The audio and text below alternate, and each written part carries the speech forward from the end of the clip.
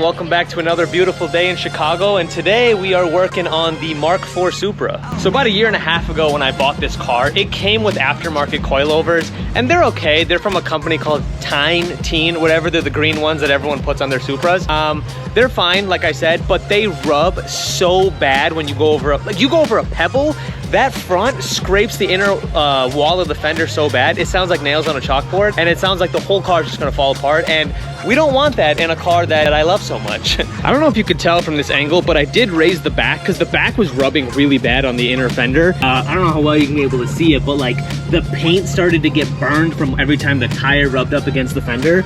So I was able to raise the backs a fair amount so that it doesn't rub anymore. The fronts, no matter what I did, I tried to raise the coilovers, and every single time they would raise a little bit, and then when I started driving, they would just drop it. I did the back successfully. I don't know what would happen with the front. And yeah, this stance definitely looks good. Like it's like about 2 fingers from the fender to the tire, but this thing rubs on the inner fender, and that thing, when it rubs, it sounds so bad. So the goal for today is to take this car over to a shop. It's called Royalty Customs. They're nice enough to let me use their lift because I do not want to do this job in a garage. I'm sick of crawling around on the floor and making my back hurt. So we're gonna take the car to them. I got the whole car loaded up with whatever tools. Got the car loaded up with whatever I think I'm gonna need. I got my impact, some gloves, and if you look back there, you can see the box of coilovers fits nicely in the hatchback. I'll give you a closer look at the coilovers when we get to the shop, but for now, I'm running a little bit late, so let's hop in the car.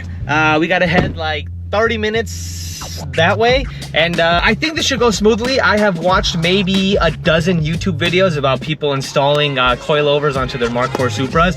It doesn't seem that bad. You stupid idiot!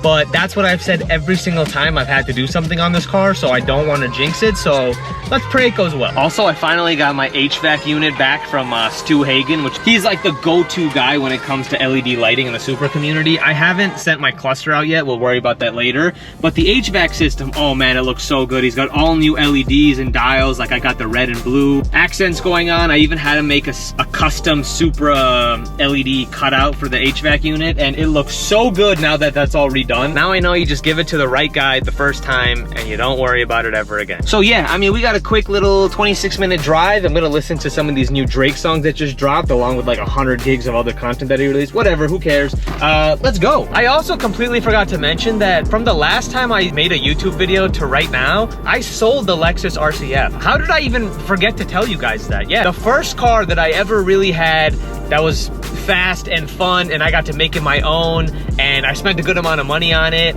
I had it for 6 years. I just sold it like last week, but luckily it went to a kid who enjoys cars. I think he'll take good care of it. I know he'll take good care of it. Am I upset that it's gone? A little bit. I thought I would be way more upset than I am. I'm actually just way more excited for the next car that I'm gonna get.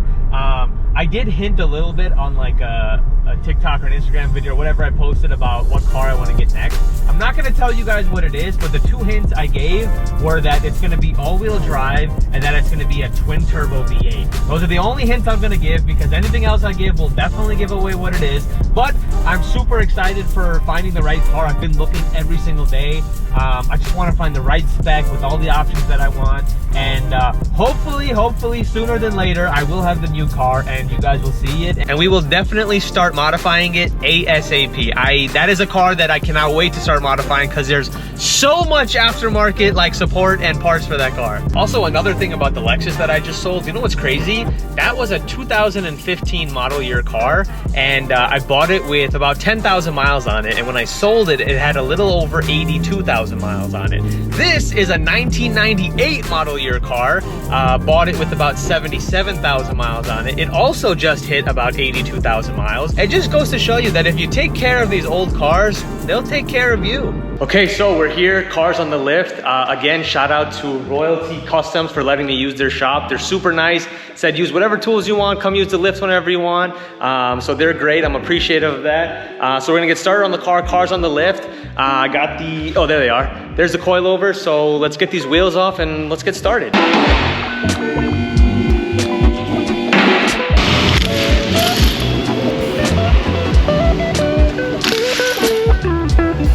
We got the driver's side wheels off. Also, check out the paint color on this Range Rover SVR. I thought it was a wrap. They told me it's paint. I don't know what color that is. It looks like the new Corvette cacti color, but regardless, it's super cool. And now, what we gotta do is we gotta take out this bolt right here, and then we unbolt the coilover from the top. And then in the front, it's a little bit more tricky. There's one bolt down here, and then this bolt is what gives a lot of people trouble because it's one giant bolt, and you have to slide it out through the fender liner, but there's the windshield washer reservoir here, so we're gonna have to play with that. And then same thing, 3 bolts at the top, 1, 2, 3, and then it should come out pretty easily, but we're gonna find out.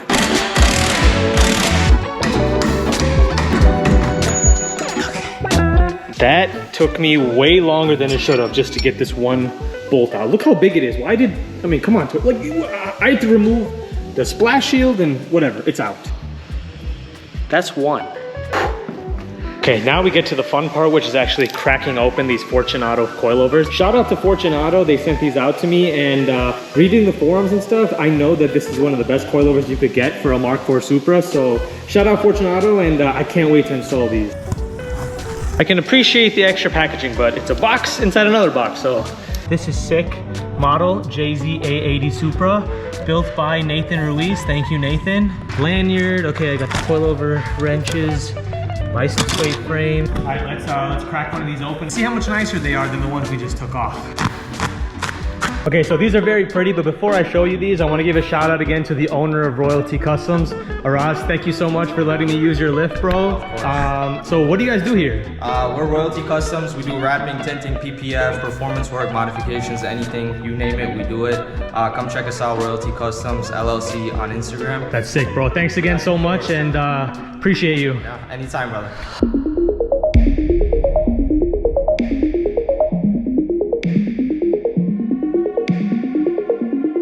So here's a good comparison of the old teen coilover and the new Fortunato coilover. This one seems a lot shorter, which I'm shocked because usually teen are for lower cars. But anyway, this is shorter, but I think it should still give a good ride, and it's obviously way newer and nicer. So let's toss this in.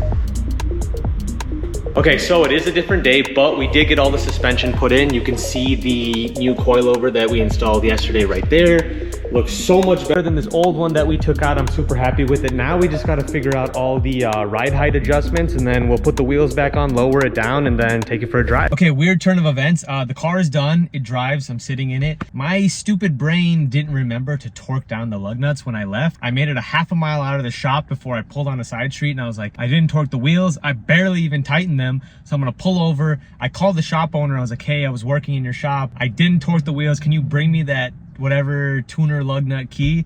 He's on his way over here. We're gonna torque the lug nuts and then we'll go home. But again, Araz, bro, shout out to you. Okay, so he just left. Dude, again, shout out to you.